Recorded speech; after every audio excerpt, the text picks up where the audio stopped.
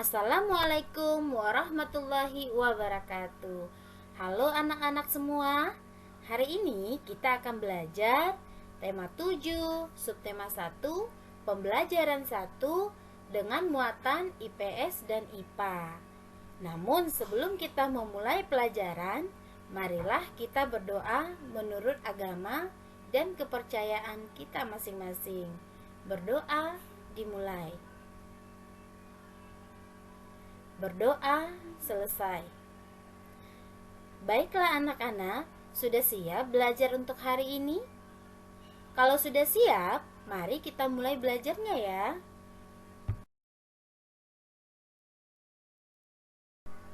Pertama-tama, kita akan mempelajari muatan IPS. Nah, coba kalian perhatikan gambar yang ada pada slide ini. Tahukah kalian apa ini? Ya, betul sekali. Ini adalah rempah-rempah. Rempah-rempah begitu melimpah di bumi Indonesia. Melimpahnya rempah-rempah dapat meningkatkan kesejahteraan masyarakat Indonesia. Namun, rempah-rempah yang begitu melimpah juga membuat bangsa-bangsa di Eropa berusaha untuk menguasai perdagangannya.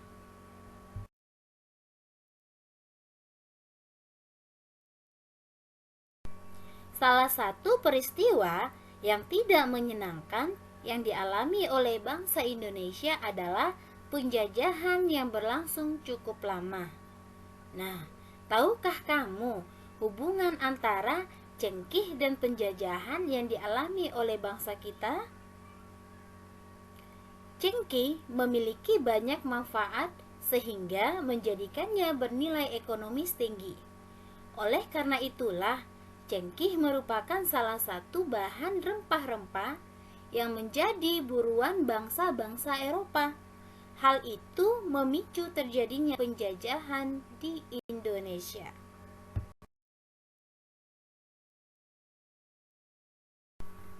Rempah-rempah memiliki banyak manfaat bagi bangsa Eropa.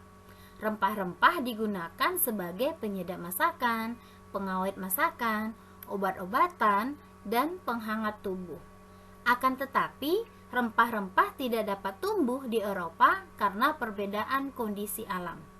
Nah, hal inilah yang menjadi salah satu alasan bangsa Eropa menjelajahi samudra, yaitu untuk menemukan daerah penghasil rempah-rempah.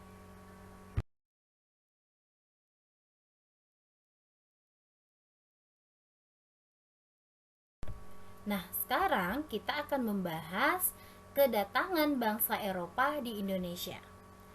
Mulai akhir abad 15, bangsa Eropa berusaha melakukan penjelajahan samudra. Bangsa Eropa yang pernah melakukan penjelajahan dan penjajahan di Indonesia dimulai oleh bangsa Portugis. Kapal mereka pertama kali mendarat di Malaka pada tahun 1511.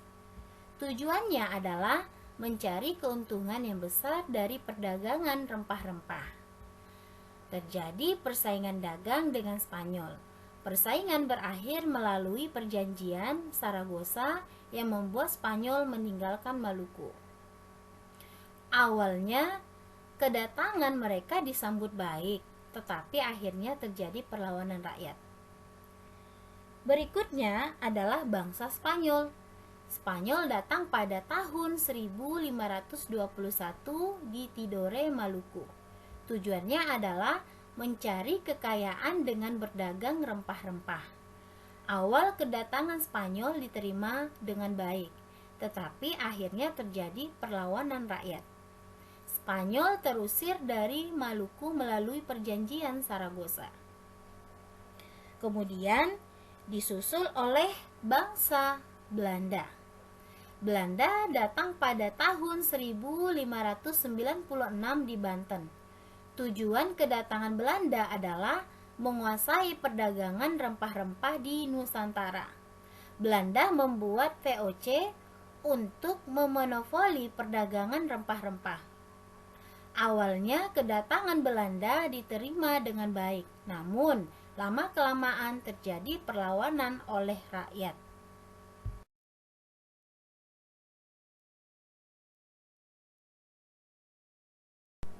Apa saja faktor-faktor pendorong penjelajahan samudra? Faktor pertama, adanya keinginan mencari kekayaan atau goal. Kekayaan yang mereka cari terutama adalah rempah-rempah. Sekitar abad 15 di Eropa, harga rempah-rempah semahal emas. Mereka sangat membutuhkan rempah-rempah untuk industri obat-obatan dan bumbu masak. Faktor kedua, adanya keinginan menyebarkan agama atau gospel. Selain mencari kekayaan dan tanah jajahan, bangsa Eropa juga membawa misi khusus, yaitu menyebarkan agama kepada penduduk daerah yang dikuasainya.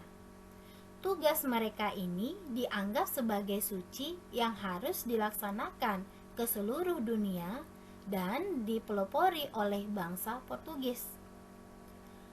Faktor ketiga, adanya keinginan mencari kejayaan atau glory. Di Eropa, ada satu anggapan bahwa apabila suatu negara mempunyai banyak tanah jajahan, negara tersebut termasuk negara yang jaya atau glory. Makanya banyak negara Eropa berlomba-lomba untuk mencari tanah jajahan sebanyak-banyaknya. Faktor keempat, perkembangan ilmu pengetahuan dan teknologi. Ilmu pengetahuan dan teknologi berkembang pesat. Contohnya seperti dikembangkannya teknik pembuatan kapal yang dapat digunakan untuk mengarungi samudra luas, ditemukannya mesiu untuk persenjataan, dan ditemukannya kompas. Nah, ini adalah faktor-faktor pendorong penjelajahan samudra.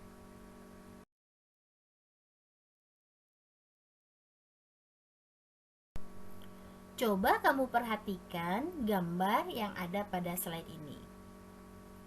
Di sini ada buah cengkih sebelum dikeringkan dan gambar buah cengkih setelah dikeringkan. Cengkih merupakan salah satu jenis rempah-rempah yang banyak manfaatnya. Untuk dapat mengambil manfaat cengkih secara maksimal, setelah dipetik, cengkih kemudian dikeringkan dengan cara dijemur. Selama proses penjemuran, terjadi perubahan warna cengkih dari yang semula kuning dan merah menjadi hitam dan coklat.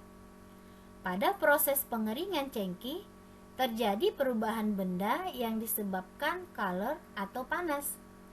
Dari proses tersebut, kita ketahui pengaruh kalor atau energi atau sinar matahari panas pada benda. Nah, berdasarkan wujudnya, benda dibagi menjadi benda padat, cair, dan gas. Tahukah kamu, cengkih termasuk benda yang mana? Padat, cair, atau gas? Ya, betul sekali. Cengkih ini termasuk benda padat.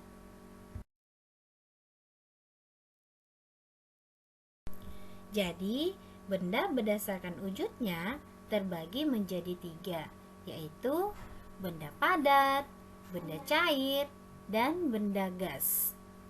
Nah, sekarang kita akan belajar muatan IPA.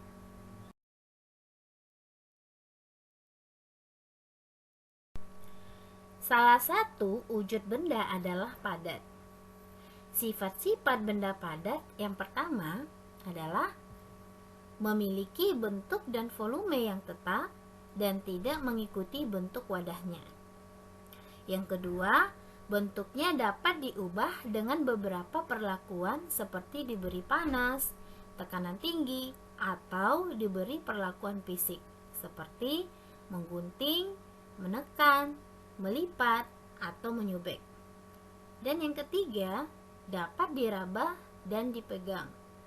Nah, coba kamu perhatikan gambar yang ada pada slide ini. Nih, ada beberapa contoh benda padat seperti meja, kursi, dan buku.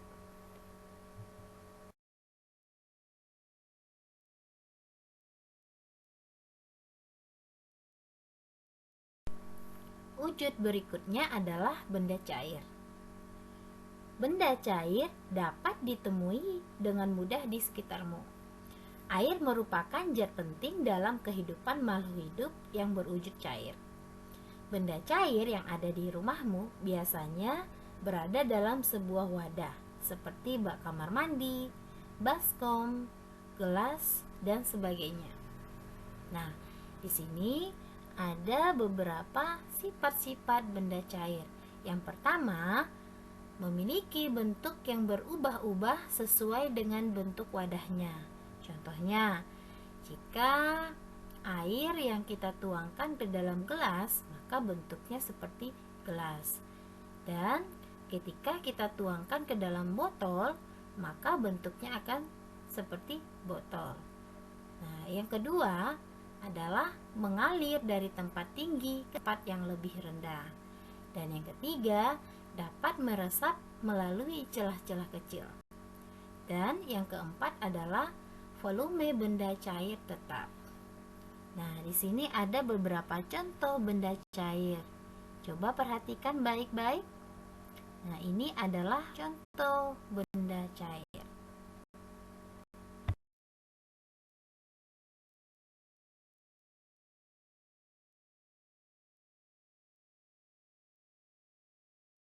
Wujud benda yang lainnya adalah gas. Sifat-sifat benda gas adalah memiliki bentuk yang tidak tetap, mengisi seluruh ruang yang ditempati, bentuk sesuai wadahnya, dan tidak dapat dilihat tapi dapat dirasakan. Nah, di sini ada beberapa contoh benda gas. Coba kamu perhatikan, ada balon udara dan balon. Nah, ini adalah contoh benda gas. Baiklah anak-anak, cukup sekian penjelasan Ibu kali ini. Mudah-mudahan kalian paham dan mengerti. Terima kasih anak-anak Ibu semua. Assalamualaikum warahmatullahi wabarakatuh.